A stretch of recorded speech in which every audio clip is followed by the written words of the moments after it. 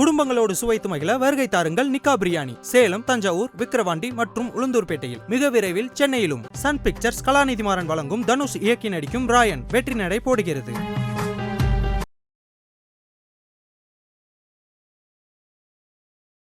தளபதி பணம் கொடுக்குறாரா இல்லையான்றதெல்லாம் உங்களுக்கு தெரியுமா? தெரியுமா? கோபப்படலை, அது இந்த உடனே ரியாக்ட் பண்ணுறதுன்னு ஒன்று இருக்கு இல்லையா, ஆன் த ஸ்பாட்டில் ரியாக்ட் பண்ணுறதுன்னு ஒன்று இருக்குல்ல, அதில் வந்து அவர் ரியாக்ட் பண்ணும்போது உங்களுக்கு தெரியுமா தமிழக வெற்றி கழகத்தோட தலைவர் பணம் கொடுக்கலன்றது உங்களுக்கு தெரியுமா? வெளிப்படையாக பேசுவோமே, ஒன்றும் தப்பு இல்லை. ஒரு குறிப்பிட்ட ஒரு கேள்வியை எதிர்கொள்கிறது, பத்திரிகையாளர்களோட வந்து கேள்வியை வந்து எதிர்கொள்கிறதுன்றது வந்து உண்மையிலே வந்து ஒரு சாமர்த்தியம் வேணும் தான் அதுக்கு. இப்போ நான் சொல்கிறேன் உங்கள்கிட்ட, சரிங்களா, இப்போ இந்த பட்ஜெட்டில் வந்து புறக்கணிக்கப்பட்டிருக்கு, நீங்கள் எழுதி வச்சுக்கோங்க. மாநாட்டில் வந்து பார்த்தீங்கன்னா வந்து விஜயோட உரையில் வந்து பார்த்தீங்கன்னா நிச்சயமாக இந்த தமிழ்நாடு புறக்கணிக்கப்பட்டது இருக்கும்.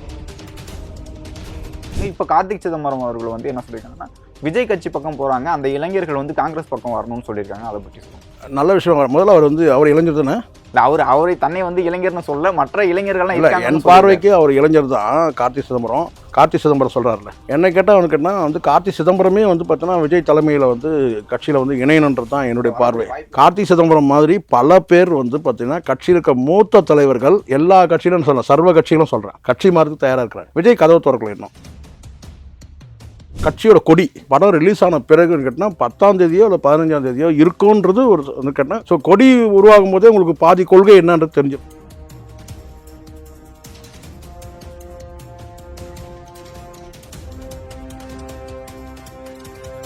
வணக்கம் சார். வணக்கம் ஐயா. தளபதி விஜய் அவர்களோட கட்சி தமிழக வெற்றி கழகம், அந்த கட்சியில் பல்வேறு நலத்திட்டங்கள் செஞ்சுக்கிட்டு இருக்காங்க. குறிப்பாக வீடுகள் கட்டி கொடுக்கறத தொடர்ந்து செஞ்சுக்கிட்டு தான் இருக்காங்க. திருவள்ளூரில் 2 வீடுகள் கட்டி கொடுத்துருக்காங்க. அதன் பிறகு அதை திறந்து வைத்த பிறகு புசியானந்த் அவர்கள்ட்ட பேட்டி எடுக்கும்போது பத்திரிகையாளர்கள் கேட்குறாங்க, ஒரு கேள்வி கேட்குறாங்க, இந்த வீடுகளுக்கு விஜய் அவர்கள் பணம் கொடுக்குறாரா அப்படின்னு கேட்கும்போது, அது உங்களுக்கு தெரியுமா, ஏன் ரசிகர்களோட பணத்தில் கட்டிட்டு விஜய் பேர் வச்சுக்கிறீங்க அப்படிங்கிற மாதிரி கேட்குறாங்க. அதற்கு சரியான பதில் சொல்லாமல் கோபம் அடைஞ்சார் புசியானந்த் அவர்கள்னு சொல்கிறாங்க. இதற்கான சரியான பதில் கொடுத்துருக்கணும் தானே? இல்லை, கோபம்னு சொல்ல முடியல. நான் பார்த்தேன், 2-3 தடவை பார்த்தேன். இந்த இப்போ இங்கே வரத்துக்கு முன்னாடி கூட ஒரு தடவை பார்த்தேன். கோபப்படலை, அது இந்த உடனே ரியாக்ட் பண்ணுறதுன்னு ஒன்று இருக்கு இல்லையா, ஆன் த ஸ்பாட்டில் ரியாக்ட் பண்ணுறதுன்னு ஒன்று இருக்குல்ல, அதில் வந்து அவர் ரியாக்ட் பண்ணும்போது உங்களுக்கு தெரியுமா தமிழக வெற்றி கழகத்தோட தலைவர் பணம் கொடுக்கலன்றது உங்களுக்கு தெரியுமா அப்படின்ற ஒரு கேள்வி தான் கேட்குறாரு. அவர் எதிர்கேள்வி போடுறாரு. அது ஒரு கோபம்னு இருக்கும், ஒரு உடனே ரியாக்ட் பண்ணும்போது அப்படியான ஒரு பாவனை வருது, சரிங்களா. நம்ம முதல் முறையாக நம்ம பார்க்குறோம். வழக்கமாக ஒருத்தர் முகத்தை வந்து அவங்க ரியாக்ட் பண்ணும்போது நமக்கு தெரிய வரும், இது கோபமான முகம், அது இயல்பான முகம், இல்லை இயல்புக்கு மாறான முகம்ன்றது நமக்கு தெரியும். பட் இந்த இடத்துல வந்து அவர் ரியாக்ட் பண்ணது வந்து பார்த்தீங்கன்னா, உடனே ரியாக்ட் பண்ணும்போது உங்களுக்கு தெரியுமா இது தலைவர் பணம் கொடுக்கலன்றது தெரியுமா உங்களுக்கு, தமிழக வெற்றி கழகம் தலைவர் வந்து பணம் கொடுக்கலன்றது உங்களுக்கு தெரியுமா? இல்லை, அதுதான் அதற்கான பதிலே சொல்லாமல் உங்களுக்கு தெரியுமான்னு சொல்லிட்டு போயிட்டு அது கரெக்ட். ஆனால் தான் அந்த ஸ்பாட்டில் வந்து மற்ற சூழ்நிலை கையாளுதல்னு ஒன்று இருக்குது. நம்ம வெளிப்படையாக பேசுவோமே, ஒன்றும் தப்பு இல்லை. ஒரு குறிப்பிட்ட ஒரு கேள்வியை எதிர்கொள்கிறது, பத்திரிகையாளர்களோட வந்து கேள்வியை வந்து எதிர்கொள்கிறதுன்றது வந்து உண்மையிலே வந்து ஒரு சாமர்த்தியம் வேணும் தான் அதுக்கு. இப்படி ஒரு கேள்வி வந்து கேட்கப்படுமா, அப்படி கேட்டால் அதுக்கான பதில் என்ன தர்றதுன்றதை வந்து எதிர்பார்த்து அதுக்கான தயாராக வர்றதுன்னு ஒன்று இருக்குது. திடீர்னு ஒரு கேள்வி, இப்படி ஒரு கேள்வி வந்து வைக்கப்படுது. என்ன கேட்டால், இது ரசிகர்கள் தான் கட்டி கொடுக்குறாங்க, ஏன் வந்து இதில் வந்து ரசிகர்கள் பேரை வைக்கலாமேன்ற மாதிரி தான் அவர் கேட்குறாரு, பத்திரிகையாளர் கேட்குறாரு. அதுக்கு பதில் வந்து சரியான பதில் என்ன கேட்டிங்கன்னா, இங்கே வந்து நீங்கள் வந்து ரசிகராகவோ விஜய் அவர்களை வந்து நீங்கள் நடிகராகவோ பார்க்க முடியாது. தமிழக வெற்றி கழகத்தோட தலைவர், தொண்டர். ஸோ தலைவரும் தொண்டரும் சேர்ந்தது தான் கட்சி. ஸோ கட்சி இதை கட்டி கொடுக்குது. அப்படியான பார்வையில் தான் நீங்கள் இதை பார்க்கணும். தலைவர் கட்டி கொடுக்குறாரு, தொண்டர் கட்டி கொடுக்குறாருன்னு நீங்கள் பார்க்கக்கூடாது. இது வந்து தமிழக வெற்றி கழகத்தோட ஒரு திட்டம். அதனால் வந்து பார்த்தீங்கன்னா, அந்த திட்டத்துக்கு வந்து பெயர் வைக்கிறதுன்றது வந்து கட்சி முடிவு பண்ணுது. அது தளபதி வந்து விஜய் அவர்கள் பேரை வச்சுட்டாலும் சரி, இல்லை அது வேறு எந்த பேர் வச்சுருந்தாலும் தமிழக வெற்றி கழகம் அதை முடிவு பண்ணுது, அந்த பேர், அந்த திட்டத்துக்கான பேர். அப்போ இந்த இடத்துல அந்த வீடு கட்டி கொடுக்கறது தொண்டர் கட்டி கொடுக்கல, தலைவர் தனித்தனி கிடையாது, தமிழக வெற்றி கழகம் அந்த வீடை கட்டி கொடுக்குது, அவ்வளோதான். இப்படி தான் அதுக்கு பதில் சொல்லியிருக்கணும். கொஞ்சம் சூழ்நிலை கையாளுதல்னு ஒன்று இருக்குல்ல, பத்திரிகையாளர் கையாளுறதுல வந்து பார்த்தீங்கன்னா, அவர் அந்த ரியாக்ட் பண்ணிட்டாரு. உடனே அந்த பின்னாடி இருக்கிற அந்த கோரஸ் இருக்குல்ல, அதை நான் வந்து கொஞ்சம் நமக்கு அந்த கோரஸ் வந்து என்னன்னு கேட்டிங்கன்னா, இவர் கோவப்பட்ட மாதிரி ஒரு ரியாக்ஷன் வந்துடுச்சு. இவங்க பின்னாடி இருக்கவங்களாம் கோரஸாக வந்து தொண்டர்கள்லாம் வந்து ஆரவாரம் பண்றாங்க இல்லையா இவர் பதில் சொல்றத. இந்த கேள்வி எதற்காக வந்திருக்குன்னா, சென்னை வெள்ளம் வந்தது, அதுக்கு வந்து உதவுனாரு விஜய் அவர்கள். அதே மாதிரி நெல்லையில் தூத்துக்குடியில் வெள்ளம் வரும்போதும் அங்கேயும் நேரடியாக போயிட்டு அரிசி எல்லாமே கொடுத்துருந்தாங்க. அதுலேயும் விஜய் அவர்கள் பணம் கொடுத்தாரா கொடுக்கலையா அப்படிங்கிற ஒரு கேள்வி இருந்துச்சு. ரசிகர்களோட பணத்தில் வந்து வாங்கி வச்ச அரிசியோ மற்ற பொருட்களையோ வந்து விஜய் அவர்கள் கொடுத்து இதில் புகைப்படம் மட்டும் எடுத்துக்கிறாரு, அவரு சம்பாதிச்ச பணத்துலேருந்து கொடுக்கல அப்படிங்கிற மாதிரி எதிர்க்கட்சிகள் விமர்சனம் பண்ணுறாங்க. இது வந்து நான் மீண்டும் எதிர்க்கட்சிகள் விமர்சனம் சொல்றீங்க இல்லையா, இது வந்து பார்த்தீங்கன்னா என்ன கேட்டாலும் அது ஒரு விஷமத்தனமான ஒரு பிரச்சாரம் தான், அல்லது புரிந்து கொள்ளாமல் விமர்சனம் பண்ணுறது கூட நம்ம எடுத்துக்க முடியும். எப்படின்னா, அந்த வெள்ளம் வந்தபோது வந்து பார்த்தீங்கன்னா ஒரு நடிகராக இருந்து அவர் வந்து பார்த்தீங்கன்னா மக்களுக்கு தொண்டு செய்கிறதுன்னு ஒன்று இருக்குது. அதே ஒரு அரசியல் கட்சி தலைவராகிட்ட பிறகு வந்து ஒரு தொண்டு செய்கிறதுன்னு ஒரு தனித்தனியாக இருக்குது. இப்போ ஒரு நடிகராக செய்யும் போது வந்து பார்த்திங்கன்னா முழுக்க அவருடைய பேர் தான் வரும். ஆனால் இதை தாண்டி வந்து பார்த்திங்கன்னா அவர் வந்து ஒரு கட்சியோட தலைவராகிட்ட பிறகு அவர் வந்து நற்பணி இந்த மாதிரியான நிவாரணப் பணிகள் செய்யும்போது கட்சியோட பேர் வரும் இல்லையா. இதை நம்ம அப்படி தான் பார்க்கணும். நீங்கள் சொன்ன அந்த வெள்ளம் வந்தபோது இருந்த சூழல் வந்து அப்போது வந்து இவருடைய சூழல் வந்து ஒரு நடிகராக இருந்தார், அங்கே வந்து ரசிகர்களாக இருந்தாங்க செய்தவங்க. அப்படி இருக்கும்போது கேட்டால் இது வந்து பார்க்குறவங்க பார்வையில் ஏற்படுற பிரச்சனை தான் அது. இது வந்து விஷமத்தனமாக தொடர்ச்சியாக இதே போன்ற கேள்விகளை தொடர்ச்சியாக கேட்குறாங்கன்னா அப்போது இது வந்து எதிர்கொள்ளக்கூடிய பதில் எப்படியா இருக்குன்னு கேட்டீங்கன்னா, இருங்க நான் முடிச்சிடறேன். இப்போ எதிர்கொள்ளக்கூடிய பதில் எப்படியா இருக்குன்னு கேட்டால், இந்த கேள்வியை நீங்கள் வந்து ஜெயலலிதா கேட்பீங்களா, இந்த கேள்வி நீங்க வந்து மு க ஸ்டாலின் அவர்கிட்ட கேட்பீங்களா? அதே கேள்விக்கு தான் வரேன் நான். இப்போ கலைஞர் வீடுன்னு இருக்கு, அம்மா வீடுன்னு இருக்குன்னு சொல்றாங்க. ஆனா அது வந்து பசுமை வீடுகள் அப்படிங்கிற பேர்ல தான் திட்டம். இல்ல இது முதல்ல வெற்றி கழகம் முதல்ல ஒரு விஷயம் கிளியர் பண்றேன். இதுல முதல்ல வந்து நீங்க வந்து கேட்டா ஒரு அரசு செய்யறது வேற. அரசு வந்து பாத்தீங்கன்னா வந்து முடிவு செய்யுது இதுக்கு இந்த திட்டத்துக்கு பேர் வைக்கணும்னு சொல்லிட்டு. இப்போ உதாரணத்துக்கு அம்மா உணவக திட்டம் அரசு பணம் தான். ஜெயலலிதா அவர்கள் வந்து அவங்க ஓன் ஃபண்டு கிடையாது. ஸோ திட்டத்துக்கு பேர் வந்து அம்மா உணவகம்னு ஒரு திட்டம் இருக்குது. இப்போ கலைஞர் காப்பீட்டு திட்டம்னு இருக்குது. அந்த திட்டத்துக்கு வந்து பேர் வந்து பார்த்தீங்கன்னா அரசு முடிவு பண்ணுது. இல்லை, அதன் பிறகு ஜெயலலிதா அவர்கள் முதலமைச்சர் காப்பீடுன்னு மாற்றினாங்க. இல்லை, அதுதான் நான் சொல்கிறேனே. நீங்கள் அதே கூட வச்சுங்க, நீங்கள் முதலமைச்சர் வந்து காப்பீடு திட்டமாகவும் இருக்கட்டும் அல்லது கலைஞர் காப்பீடு திட்டமாகவும் இருக்கட்டும், எந்த பேராக இருந்தாலும் அதை முடிவு செய்யக்கூடியது அரசு முடிவு பண்ணுது. அதே மாதிரி கட்சி வந்து பார்த்திங்கன்னா வந்து முடிவு பண்ணுது. இப்போ திமுக கழகம், திராவிட முன்னேற்ற கழகம் வந்து நிதி அளிப்பு நிகழ்ச்சி நடத்துகிறாங்க, ஏதோ ஒன்றுத்துக்கு நிதி கொடுக்குறாங்க, இல்லை நிவாரண நிதி வழங்குறாங்கன்னு வச்சுப்போம், சரிங்களா. அதை பெறக்கூடியவங்க யாருனா இருக்கட்டும், அது மக்களாக இருக்கட்டும் இல்லை அது கட்சியை சார்ந்தவங்க இருக்கட்டும். ஆனால் நிதி வழங்குறது யார்? திராவிட முன்னேற்ற கழகம் நிதி வழங்குது. அங்கே வந்து பார்த்தீங்கன்னா மு க ஸ்டாலின் நிதி வழங்கினார், கலைஞர் நிதி வழங்கினார், உதயநிதி வந்து நிதி வழங்கினார், அப்படி இல்லை, திமுக கழகம் நிதி வழங்குது. இப்போ யார் வழங்கினாலும் அங்கே கட்சி தான் பேசப்படுது. அதே மாதிரி தான் இங்கேயும் வந்து பார்த்தீங்கன்னா தமிழக வெற்றி கழகம் ஒரு திட்டத்தை அறிவிக்குது. அந்த திட்டத்துக்கான பேரை வந்து பார்த்தீங்கன்னா அவங்களுடைய கட்சி நிதியிலேருந்து கொடுக்கும்போது பார்த்தீங்கன்னா அதுக்கான ஒரு பேரை வைக்கிறாங்க. இது அவங்களுக்குள்ள நடக்க போகுது. இதுங்க இப்போ அரசு வந்து பார்த்தீங்கன்னா பண்ணுறதுக்கும் ஒரு கட்சி பண்ணுறதுக்கும் வித்தியாசம் இருக்குன்னு நான் சொல்ல வரேன். ஒரு அரசு பண்ணதுன்னு கேட்டால் அந்த அரசு தான் முடிவு பண்ணுது இந்த பேர் யார் என்ன பேர் வைக்கிறது. இல்லை, பத்திரிகையாளர்கள் பல்வேறு கேள்விகள் கேட்பாங்க சார், அதற்கு வந்து பதில் சொல்லாம நீங்க முதலமைச்சரை கேட்பீங்களா, பத்திரிகையாளர் அவர்களை கேட்பீங்களா அப்படின்னு சொல்லுவாங்க. பத்திரிகையாளர் ஸ்டாலின் அவர்களையும் முதலமைச்சர் இல்ல இங்க எல்லாரையும் கேட்டுக்கிட்டு தானே இருக்காங்க. அதுதான் நான் என்ன சொன்னா, பத்திரிகையாளர் வந்து நான் வந்து கேள்வியை வந்து மறுக்கணும்ன்றது நோக்கமா இருக்கக்கூடாது, தகுந்த பதில் சொல்லணுன்றதுல எனக்கு மாற்று கருத்து கிடையாது. சரியான பதில் சொல்லணும். முதல்ல ஒரு நிகழ்ச்சிக்கு வரவங்க, அது நான் வந்து குறிப்பிட்ட நான் தாவேக்காக மட்டும் சொல்லவே இல்லை, ஒரு குறிப்பிட்ட ஒரு நிகழ்ச்சிக்கு நீங்கள் வரீங்கன்னு சொன்னால் அந்த நிகழ்ச்சியில் வந்து ஒரு பத்திரிகையாளர் நீங்கள் சந்திக்கிறீங்கன்னு சொன்னால் உங்ககிட்ட எல்லா கேள்விக்கும் பதில் இருக்கணும். அவங்க கேட்குற கேள்விக்கு நீங்கள் உங்ககிட்ட பதில் இருக்கணும். அப்படி உங்ககிட்ட கேட்குற கேள்விக்கு பதில் இல்லைன்னா அந்த பத்திரிகையாளர் கூட்டத்தை நீங்கள் வந்து தவிர்க்கணும். கேள்விகள் சில நேரங்களில் ஒரு விஷமத்தனமாக கூட கேள்விகள் வைக்கப்படும். ஆனால் அந்த கேள்வி வெளிப்படையான கேள்வி தானே. அந்த கேள்வி அப்போ அந்த கேள்விக்கு உங்ககிட்ட வரக்கூடிய பதில் வந்து அதுக்கான லாபகமாக இருக்கணும். கோவப்படுறதா இருக்கக்கூடாது. அந்த மாதிரி கோவப்பட்டவங்க நிறைய போயிட்டோம். அது இயலாமை. அது அப்படி இருந்தால் அது இயலாமை. அது யாராக இருந்தாலும், அது புசியானதாக இருக்கட்டும், அது யாராக இருக்கட்டும். கட்சி தொடங்கும் போதே கட்சி வந்து தொடங்கியிருக்கேன் அப்படின்ட்டு விஜய் அவர்கள் ப்ரெஸ் மீட்டே கொடுக்கல. அதன் பிறகு வந்து இப்போ புசியானந்த் அவர்கள் பிரஸ் மீட் அணுகும் போது இந்த மாதிரியான ஒரு செயலில் ஈடுபடும். இதன் பிறகு விஜய் அவர்கள் பத்திரிகையாளர் சந்திக்கும் போது பல்வேறு கேள்விகள் கேட்கப்படும். இல்லை, இங்க நிச்சயமா சொல்றேன், நீங்க எல்லாரையும் ஒரே மாதிரி நீங்க கால்குலேட் பண்ணாதீங்க. விஜய் அவர்கள் வந்து எல்லா பத்திரிகையாளர்களும் வந்து பார்த்தீங்கன்னா கண்டிப்பாக சந்திப்பார். அதுக்கான ஒரு சூழல் வந்து நிச்சயமாக இருக்குது. இப்போ அடுத்தடுத்த வேலைகள், பெரிய வேலைகள் நடந்துட்டு இருக்கு, சாதாரண வேலைகள் இல்லை. எந்த அரசியல் கட்சிகளும் பண்ணாத வேலைகள் அவங்க பண்ணிட்டு இருக்கிறாங்க. மிகப்பெரிய அளவில் வந்து கட்சியோட ஃபவுண்டேஷன் உருவாகிட்டு இருக்கு. இந்தியாவே அதற்கெல்லாம் வந்து பார்த்தீங்கன்னா ஆச்சரியப்படக்கூடிய அளவுக்கு வந்து கட்சி வேலைகள் நடந்துட்டு இருக்கு. இப்போ நீங்கள் வந்து பத்திரிகையாளர் சந்திக்கிறேன்னு கேட்குறீங்களா, கண்டிப்பாக சந்திக்கிறதுக்கான சூழல் இருக்குது. என்ன கேள்வி கேட்டாலும் அது கேள்விக்கான பதிலும் நிச்சயமாக இருக்குது. அவர் நிதானமாக பதிலளிக்கக்கூடியவர். இந்த இடத்துல புஷி ஆனந்த் வந்து இந்த இடத்துல வந்து கொஞ்சம் அவர் வேகத்தை காட்டியிருந்தால் கூட சரிங்களா, அது வந்து பார்த்தீங்கன்னா வந்து ஒரு அமைதியான முறையில் பின்னாடி இருக்கிறவங்க வந்து இருக்கிற தம்பிகள் வந்து கொஞ்சம் கோஷத்தை கொடுத்துட்டாங்க. அது ஒரு மாதிரியாக ஒரு பத்திரிகையாளர்களுக்கு வந்து பார்த்தீங்கன்னா அது ஒரு நோஸ் கட் மாதிரி எடுத்துக்கிறாங்க. ஆனால் அது மாதிரி செய்யவும் கூடாது. அது ஒழுங்கற்ற நடவடிக்கை. நானும் சொல்லிடுறேன், அது ஒழுங்கினமான நடவடிக்கை. புஷி ஆனந்த் வந்து கேள்வி கேட்குறாங்க, அவர் பதில் சொல்கிறாரு. அந்த பதில் சொல்லும் போது பின்னாடி இருந்து அந்த கோஷம் இருக்குது பார்த்தீங்களா, அது வந்து அது சரியானது இல்லை. அது சரியான நடவடிக்கைன்னு நான் சொல்ல மாட்டேன். அது நிச்சயமாக அது கண்டிக்க தகுந்த செயல் அது. ஏன்னா ஒரு பதில் கேட்குறாங்க, அது ஒரு முக்கியமான கேள்வி அது. அந்த கேள்விக்கு வந்து பார்த்தீங்கன்னா அவர் பதில் சொல்கிறாரு. அந்த பதில் சொல்லும் போது பின்னாடி இருக்கிறவங்க வந்து பார்த்தீங்கன்னா வந்து கோஷம் எழுப்புறதுன்றது வந்து அது எப்படியும் பதில் சொல்லியிருக்கட்டும், அது வந்து பார்த்தீங்கன்னா பத்திரிகையாளர்கள் வந்து பார்த்தீங்கன்னா வந்து கேலி கிண்டல் பண்ணுற மாதிரியான தவறு அது. அதை திருத்திக்கணும் தாவேகா நிச்சயமா. இன்னொரு விஷயம் சார், இப்போ இதற்கு முன்னாடி வந்து நீட்டுக்கு எதிராக வந்து விஜய் அவர்கள் பேசவே இல்லை அப்படிங்கிற மாதிரி சொல்லப்பட்ட நிலையில் வந்து விஜய் அவர்கள் நீட்டுக்கு எதிராக ஒரு மேடையில் வந்து பேசியிருந்தாங்க. அதன் பிறகு வந்து இப்போதைக்கு மத்திய பட்ஜெட் வந்திருக்கு. மத்திய பட்ஜெட்டுக்கு வந்து விஜய் அவர்கள் எந்த ஒரு கருத்துமே சொல்லலை. மத்திய அரசு வந்து தமிழ்நாடுங்கிற பெயரையும் புறக்கணிச்சிருக்கு, தமிழ்நாட்டுக்கான திட்டங்களையும் புறக்கணிச்சிருக்கு. ஆந்திராவுக்கும் பீகாருக்குமான ஒரு பட்ஜெட்டாக இருக்குன்ட்டு எதிர்கட்சிகள் தமிழ்நாட்டை ஆளக்கூடிய திமுக முதற்கொண்டு எல்லாருமே பேசியிருக்காங்க.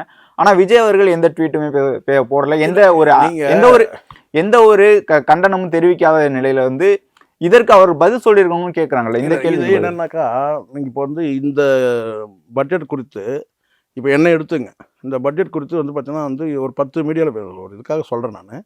நீங்கள் கேள்வி கேட்டீங்க, நீங்கள் சரியான ஒரு பத்திரிகையாளர், நீங்கள் கேட்டீங்க சரிங்களா, இந்த சப்ஜெக்ட் கொண்டு வந்துட்டீங்க இதுக்குள்ளே.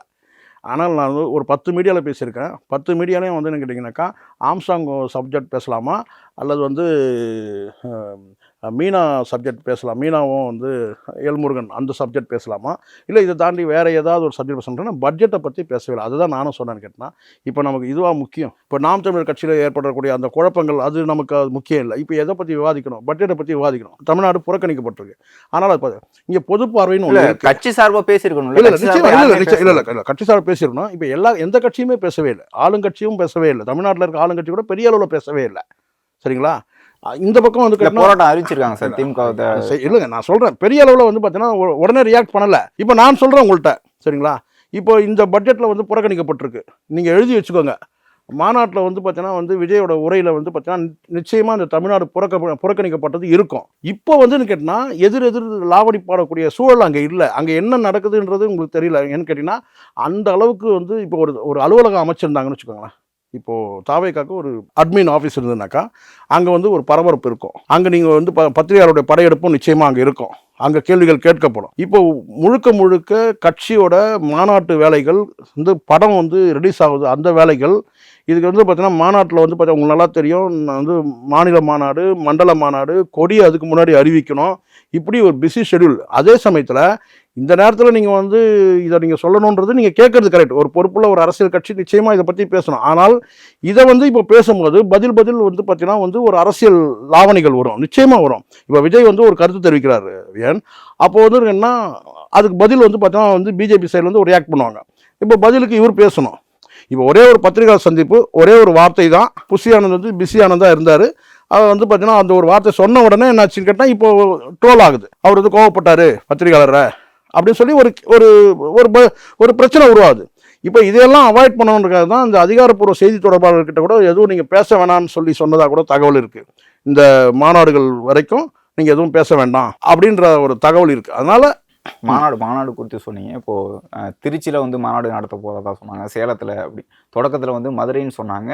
இடம் கிடைக்கிறதுல சிக்கலா? தமிழக வெற்றி கழகத்தை பொறுத்த வரைக்கும் இந்த மாநாடு தள்ளி போயிட்டே இருக்கு. நான் கேள்விப்பட்ட வரைக்கும் எனக்கு வந்த தகவல் நான் சொல்கிறேன் என்னென்னா, சேலமா அல்லது திருச்சியான்றது ஒரு இருக்குது. சேலத்தில் பண்ணலாமா, ஏன்னா வரக்கூடிய மக்கள் வந்து தாங்கக்கூடிய அளவுக்கு அங்கே வந்து பார்த்தீங்கன்னா வந்து மண் வளம், அதை தாண்டி வந்து பார்த்தீங்கன்னா ஏன்னா ஸ்டேஜ் போடும்போது அங்கே பந்தல் போடும்போது வந்து பார்த்தீங்கன்னா 2வது செப்டம்பரில் மழைக்காலம் இருக்கலாம், மழை பெய்யக்கூடிய ஒரு சூழல் தானே. திடீர்னு மழை பெய்யலாம், கடுமையான மழை இல்லைனா கூட ஓரளவுக்கு சாரல் இருக்கக்கூடிய மழைகள் கூட இருக்கலாம். ஏன்னா செப்டம்பர் இறுதினும் போது அது கண்டிப்பாக அப்போது அந்த சூழலாம் கணக்கிட்டு தான் இவங்க வந்து தேர்வு செய்கிறாங்க. அப்படிங்கும்போது மண் வந்து பார்த்திங்கன்னா வந்து ஒரு சதுப்பு நிலமாக இருந்துச்சுனாக்கா பந்தல் போட்டால் மழைக்காலமாக இருந்தால் இன்னும் கொஞ்சம் அது ஒரு சிக்கலாக இருக்கலாம். ஆனால் எண்ணிக்கையை வந்து பார்த்திங்கன்னா கூடுதலாக இவங்க எதிர்பார்க்கறது வந்து பார்த்திங்கன்னா 3 லட்சம் 4 லட்சம் 5 லட்சம் கிடையாது, கிட்டத்தட்ட ஒரு 10 லட்சம் பேர் வந்து வரக்கூடிய சூழல் இருக்குது.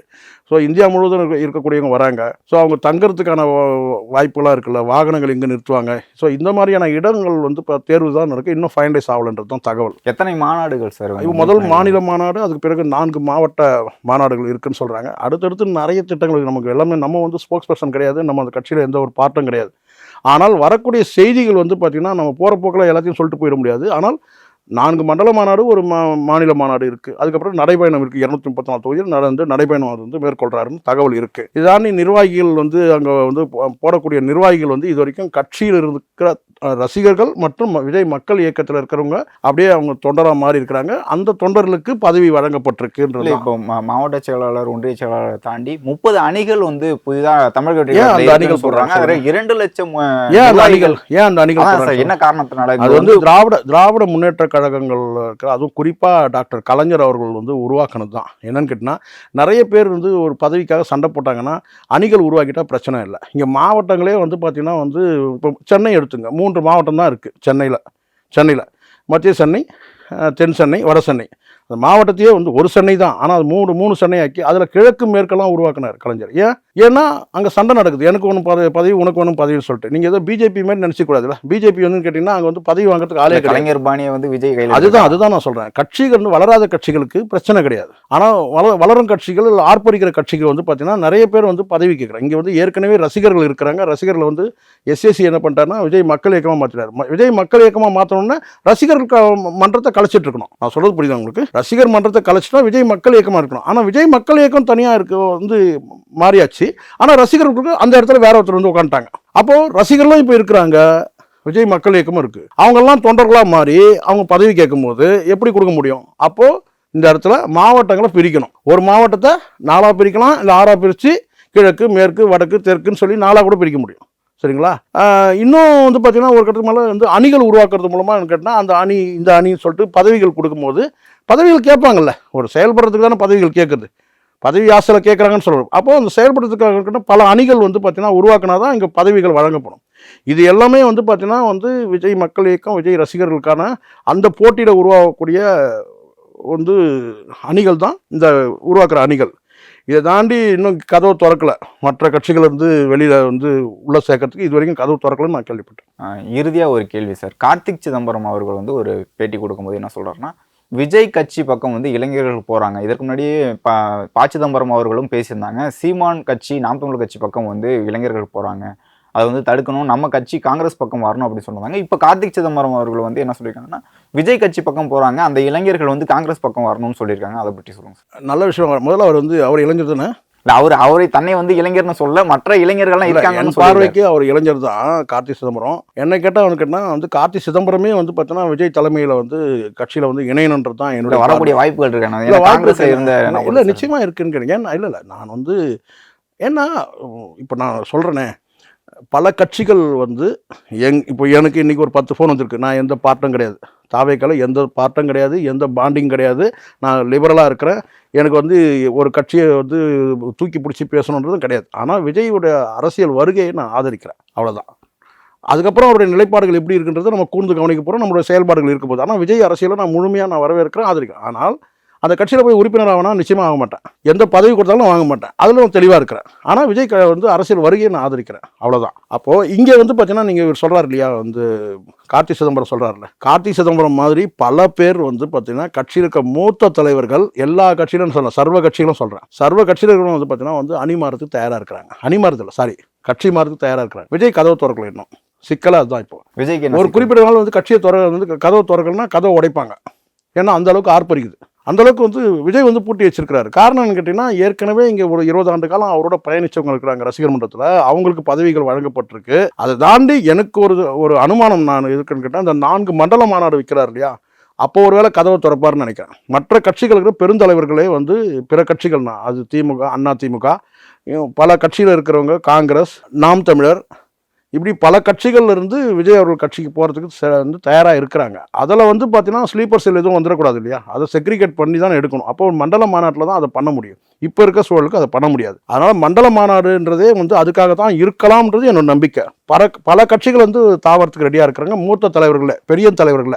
மாநாடுகள் வந்து செப்டம்பர் அக்டோபர் அப்படிங்கிற மாதிரி சொல்லியிருந்தீங்க. ஆனால் கட்சி கொடி விரைவில் அறிவிக்கப்படும் சொல்றாங்க. இந்த வாரம் வந்துடும், நாளைக்கு வந்துடும் அப்படி சொல்லிடுறாங்க. கட்சி கொடி விரைவில் அறிவிக்கக்கூடிய ஒரு நிகழ்வு. இதில் என்னன்னா, இப்போ 2 விஷயம் வந்து செப்டம்பர் 5ஆம் தேதி வந்து கன்ஃபார்மாக வந்து பார்த்தோன்னா வந்து படம் ரிலீஸ் ஆகுது. ஸோ அந்த படம் ரிலீஸில் இருக்கான்னு கேட்டால் வந்து பல பிரச்சனைகள் வந்து கேட்டால் பல கோடி ரூபாய் முதலீட்டில் வந்து அந்த படம் உருவாயிருக்கு. ஒரு பெரிய தாக்கத்தை ஏற்படுத்த போகுது. அந்த படம் ரிலீஸ் ஆன பிறகுன்னு கேட்டால் 10ஆம் தேதியோ இல்லை 15ஆம் தேதியோ இருக்குன்றது ஒரு வந்து கேட்டால் கட்சியோட கொடி. ஸோ கொடி உருவாகும் போதே உங்களுக்கு பாதி கொள்கை என்னன்றது தெரிஞ்சிடும். ஒரு திரைப்படம் முடிஞ்ச பிறகுதான் முடிஞ்ச பிறகுதான் வந்து பார்த்தீங்கன்னா கொடி வந்து அறிவிக்கிறாங்க. அது வந்து 10ஆம் தேதி இருக்கும்னு சொல்றாங்க, அல்லது 15ஆம் தேதி இருக்கும்னு சொல்றாங்க. அதுல வந்து பார்த்தீங்கன்னா பாதி கேள்விக்கான பதில் வந்து அந்த கொடியிலே இருக்குன்னு. ஆமாம், கொடியிலே இருக்கும். அந்த கொள்கை கேட்குறீங்களா, கொள்கை கோட்பாடு இதெல்லாம் அதுலேயே வந்து உங்களுக்கு தெரிய வந்துடும். இதுதான் இப்போதைக்கு தெரிஞ்சுக்கும். ஆனால் வந்து மாநாடு வந்து செப்டம்பர் இறுதியில் இருக்கலாம், இல்லை ஆகஸ்டில் இருக்குமான்னு தெரியாது. மாநாட்டு வேலைகள் வந்து பிரம்மாண்டமான வேலைகள் நடந்துட்டுருக்கு, திட்டமிட்டு நடக்குது. ஒரு பெரிய டீம் வந்து ஒர்க் பண்ணிட்டு இருக்குது, திட்டமிட்டு நடக்குது எல்லா வேலையும். எங்கேயும் வந்து எதுவும் வந்துன்னா நேரடி விஜய் அவர்களுடைய நேரடி கவனத்தில் எல்லா விஷயமும் வந்து அவருடைய கண்காணிப்பில் தான் இருக்குது. சரிங்க சார், இவ்வளோ நேரம் உங்களுடைய நேரத்தை ஒதுக்கி உங்களுடைய கருத்துக்களை தெரிவித்ததுக்கு மிக்க நன்றி. நன்றி. குடும்பங்களோடு சுவைத்து மகிழ வருகை தாருங்கள் நிக்கா பிரியாணி. சேலம், தஞ்சாவூர், விக்கிரவாண்டி மற்றும் உளுந்தூர்பேட்டையில். மிக விரைவில் சென்னையிலும். சன் பிக்சர்ஸ் கலாநிதிமாறன் வழங்கும் தனுஷ் இயக்கி நடிக்கும் ராயன் வெற்றி நடை போடுகிறது.